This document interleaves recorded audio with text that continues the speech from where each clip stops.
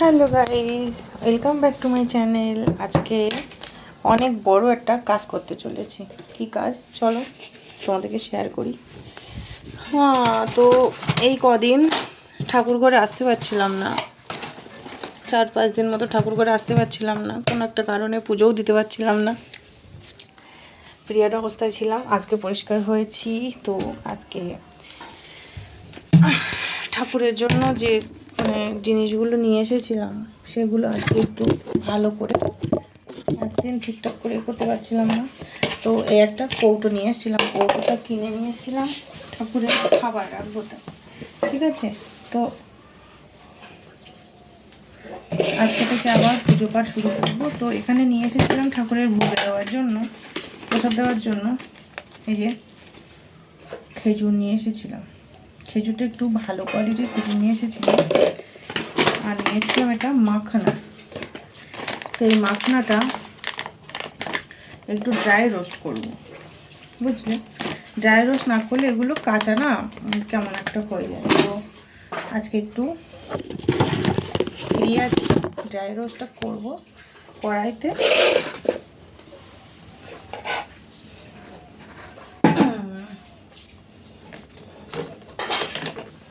শুধু কড়াইতে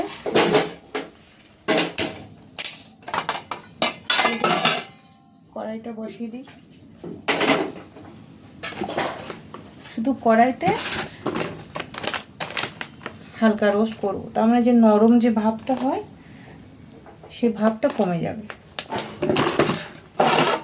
সেটাই করব। খুঁজছি এখন খুন্তিটা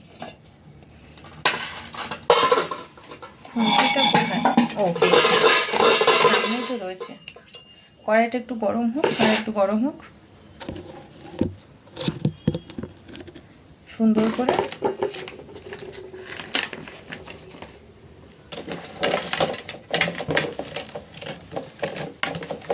ভিডিওটা কেমন লাগলো জানিও, শেষ পর্যন্ত দেখো ভিডিওটা।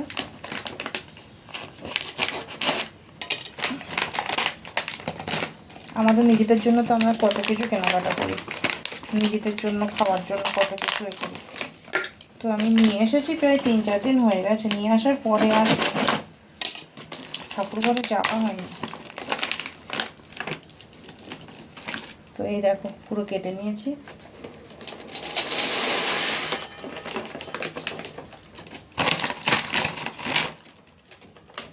এটা 100 গ্রাম মাখানা। এই দেখো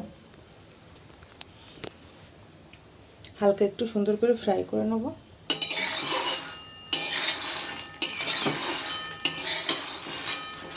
ভিতরে একটা এই মাখনাটার মধ্যে একটা জলজলে ভাব থাকে, সেই জলজলে ভাবটা শুষে নিয়ে একদম ক্রিস্পি হয়ে যাবে। এখন ওটা নরম অবস্থায় নরম থাকে, তো ওটা একদম পুরো ক্রিস্পি হয়ে যাবে। তো আমি এবার কি করবো বলো, এই ওটা আস্তে আস্তে গরম হোক,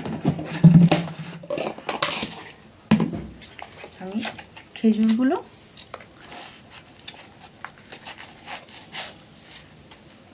একটা পাত্রের মধ্যে, এটাও নতুন পাত্র কিনে নিয়ে এসেছি।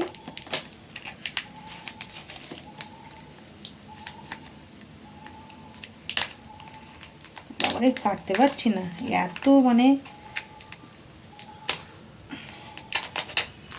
হেভি কোয়ালিটির। আমি বলেছি আমি প্রসাদে ব্যবহার করব, ওই জন্য আরও ভালো জিনিসটাই দিয়েছে। এইবার এই যে একটা একটা করে সব জুড়ে রয়েছে।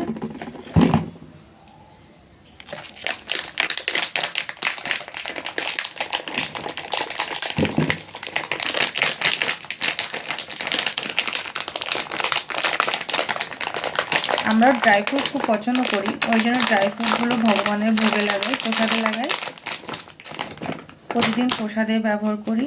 কাজু, কিশমিশ, চেরি, বাদাম, পিস্তা এগুলো ভগবানের প্রসাদ হিসাবে পেলে না, সেটার জন্য আরও বেশি ভালো লাগে। তো এই খেজুরগুলো দেখো একটা একটা করে সব ছাড়িয়ে দিলাম। এবার প্রতিদিন যখন প্রসাদে দেব তখন এর ভিতরে দানা ছাড়িয়েই দেব, কেমন।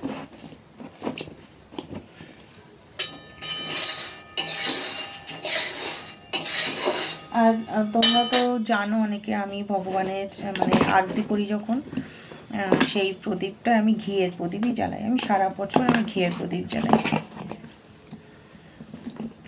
জানি অনেকের হয়তো ভিডিওটা ভালো লাগবে, অনেকের হয়তো ভালো নাও লাগতে পারে, সবার রুচি তো আর সমান নয়, ঠিক আছে? তো খেজুরগুলো দেখো আমি সব সিঙ্গেল জুড়ে জুড়ে ছিল তো একটুখানি ছুরি দিয়ে দিয়ে সেট করে নিলাম। যেদিন প্রসাদ মানে পুজোর সময় ভিতর থেকে দানাগুলো ছাড়িয়ে, এই দেখো একটা একটা করে সব পিস পিস করে নিয়েছি। যখন ভোগ লাগাবো ভগবানের তখন এর ভিতর থেকে দানাগুলো ফেলে দেবো। তো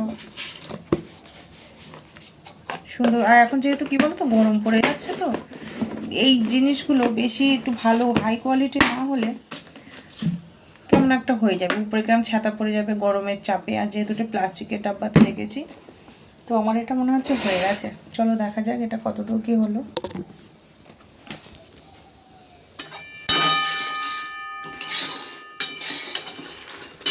হাত দিয়ে বোঝা যাবে না, এখনও হয়নি, এখনও নরম, একদম ক্রিস্পি ভাবটা এখনও আসেনি। একটু জোর দিয়ে দিয়ে করতে হবে, তাহলে ঠিক হয়ে যাবে। তো ভিডিওটা শেষ পর্যন্ত দেখার জন্য অনেক ধন্যবাদ। হ্যাঁ, অনেক দিন পর তোমাদের একটা আশা করছি এটা অনেক সুন্দর একটা ভিডিও তোমাদের সঙ্গে শেয়ার করলাম। তো কেমন লাগলো জানিও, ভালো লাগলে লাইক কমেন্ট শেয়ার করে দিও। এটা একটু হালকা আছে, অনেকক্ষণ ধরে ধরে এটা ভাজবো। জোর দিলে পুড়ে যাবে।